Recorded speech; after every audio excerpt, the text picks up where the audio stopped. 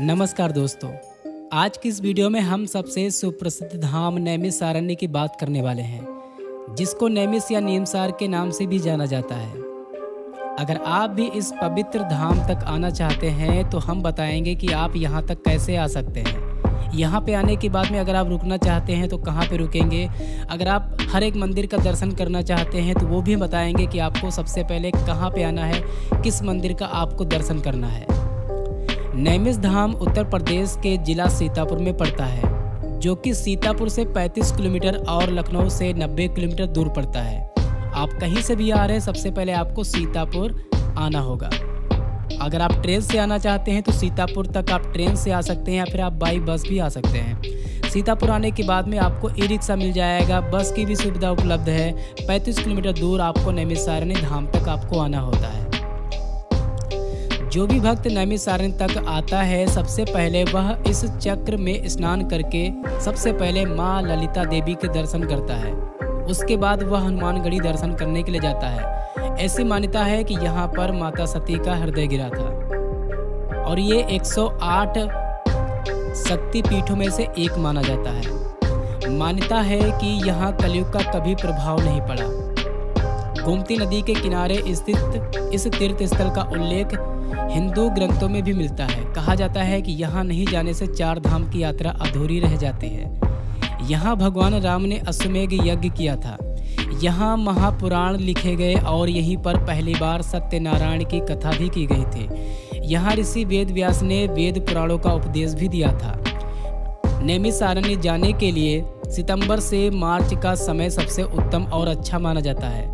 सावन के महीने में यहाँ श्रद्धालुओं का मेला लगता है। नैमिषारण्य हिंदू पौराणिक कथाओं से जुड़ी एक भूमि है, जो इसे भगवान ब्रह्मा, भगवान विष्णु, देवी सती और भगवान शिव से जोड़ती है। नैमिषारण्य की खास बात यह है कि यहाँ भगवान विष्णु के अलावा ललिता देवी मंदिर, श्री नारद मंदिर, हवन कुंड, पंचप्रयाग, व्यास गद्दी, पंच पांडव मंदिर, हनुमानगढ़ी, पंच पुराण स्थित है। नैमिषारण्य स्थित सरोवर में रोजाना हजारों की संख्या में श्रद्धालु डुबकी लगाते हैं। ऐसा कहा जाता है कि यहाँ भगवान राम और श्री कृष्ण ने 84 कोस की परिक्रमा की थी। इसके अलावा नैमिषारण्य में ही महर्षि दधीच ने अपनी अस्थियां दान की थी, जिससे देवराज इंद्र का ताकतवर हथियार ब्रज बना था। महाभारत काल में यहाँ युधिष्ठिर और अर्जुन भी आए थे।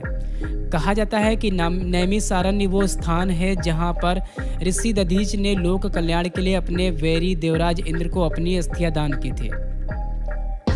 साथ ही ये भी कहा जाता है कि नैमिषारण्य का नाम नैमिष नामक वन की वजह से रखा गया था। इसके पीछे कहानी ये है कि महाभारत युद्ध के बाद साधु संत कलयुग के प्रारंभ को लेकर काफी चिंतित थे। इसलिए उन्होंने ब्रह्मा जी से किसी ऐसे स्थान के बारे में बताने के लिए कहा जो कलयुग के प्रभाव से अछूत रहे। इसके बाद ब्रह्मा ने एक पवित्र चक्र निकाला और उसे पृथ्वी की तरफ घुमाते हुए बोले कि जहाँ भी ये चक्र रुकेगा वो स्थान कलयुग के प्रभाव से मुक्त रहेगा। फिर ब्रह्मा जी का चक्र नैमिष वन में आकर रुका। इसीलिए साधु संतों ने इसी स्थान को अपनी तपोभूमि बना लिया।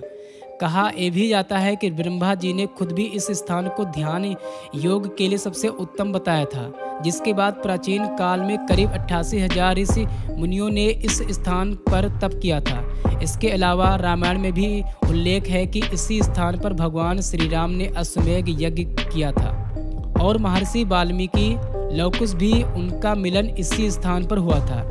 जो भी यहाँ पे दर्शन करने के लिए आता है तो पूरा दिन दर्शन करने के बाद में शाम को वो वापस चला जाता है।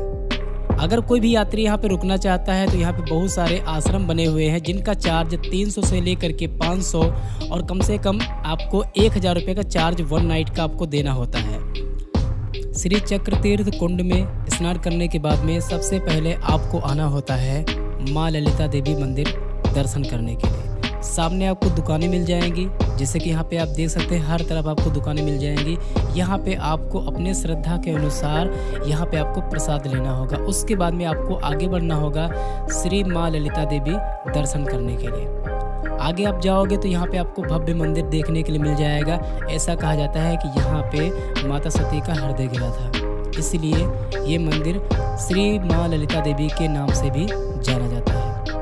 बहुत ही सुकून मिलता है इस मंदिर में आने के बाद में। और उसके बाद में यहाँ पे दर्शन करने के बाद में बहुत सारे छोटे बड़े यहाँ पे मंदिर आपको देखने के लिए मिल जाएंगे 1 किलोमीटर के दायरे में, जहाँ पे आप अकेले पैदल या फिर आप ई-रिक्शा बुक करके भी आप दर्शन कर सकते हो। उसके बाद में आता है यहाँ पे श्री हनुमानगढ़ी मंदिर, यहाँ पे भी आप दर्शन करने के लिए आ सकते हो। भव्य श्री हनुमान जी का मंदिर आपको देखने के लिए मिल जाएगा और पास ही आपको बहुत सारे कुछ ऐसे अलौकिक आपको दृश्य देखने के लिए मिल जाएंगे।